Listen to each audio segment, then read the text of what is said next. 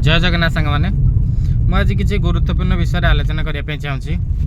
बर्तमान आपण मैंने देखुवे कि माने एक्सीडेंट रोड एक्सीडेंट मात्रा बहुत बढ़ी जाइए।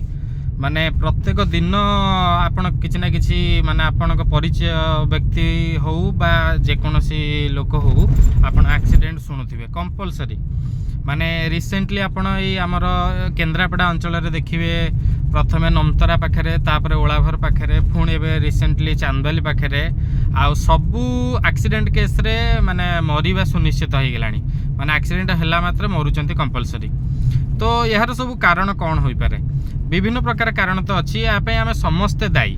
प्रथमे मु कहबी यापाई आम समस्ते दायी। आमर माने सीरियसनेस नाही, विशेषकर यंग एज पिला मानकर जो मानकर माने बयस मात्र 18 रु 25 भितर रोची। तो सही मानकर एक्सीडेंट एबे बेसी मात्रा होची। तो कारण से माने फ्यूचर पे सीरियसनेस नहांती किंबा तांकर गोटे मैच्योरिटी पर्यंत आसी नाही। आउ गाड़ी चलैबार रूल रेगुलेशन भी तांको जणा नाही। आउ बिना काम रे बा कोनोसी जरूरी काम नथिले मध्य से गाड़ी स्पीड करिकी रास्ता रे चलाउचंती। आउ निजे एक्सीडेंट हवा सहित से अन्य मानक मध्य क्षति पहुंचाउचंती।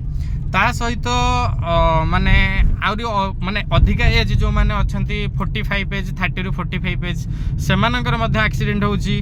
तो से मानकर भी किसी कारण रहउची। से माने कॉन्शियस थिले मध्य प्रथम कारण होउची ड्रिंक एंड ड्राइव।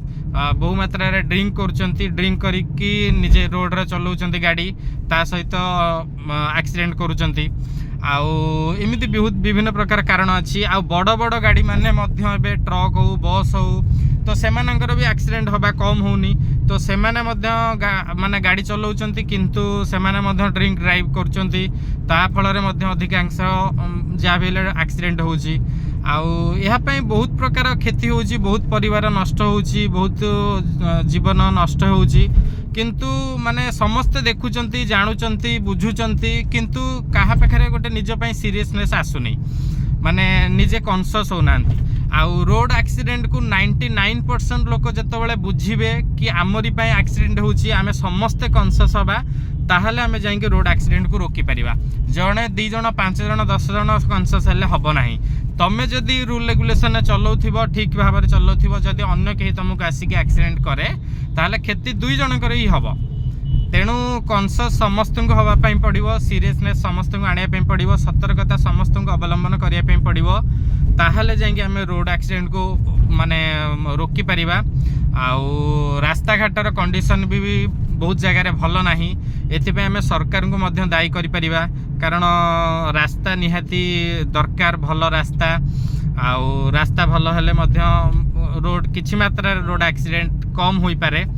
तेणु एथिपे समस्ते दायी। तेणु दयाकोरी समस्ते एप्रति टिके सीरीयस हुंतु। सबु बापा माँ को भी अनुरोध, जो माने कम एज कॉलेज पढ़ुथिबा पिला माननको गाड़ी दे दउचंती, आ से माने बहुत स्पीड रे मध्य गाड़ी चलाउचंती। तो थरे जानिला परे तांको गाड़ी तांका हाथरू बंद करंतु, तांको कदा भी गाड़ी दियंतु नाही। आउ बड़ लोक माने भी कॉन्शियस होंतु, ड्रिंक करके गाड़ी चलांतु नाही। गाड़ी चलेला बेले सब माने अन्य मनस्क बिल्कुल भी होंतु नाही। आउ एथिपई समस्ते टिके माने सजग रुहंतु बा सतर्क रुहंतु, ताहाले आमे समस्ते मिसिकी जाइके रोड एक्सीडेंट को कमे परिबा। आउ सबुट्रु इम्पोर्टेंट कथा होची हेलमेट। हेलमेट रे 40 जेते एक्सीडेंट होची 70% एबे डेथ हो जाउची, 40% बिना हेलमेट कारण रु ही डेथ होची ता धरे।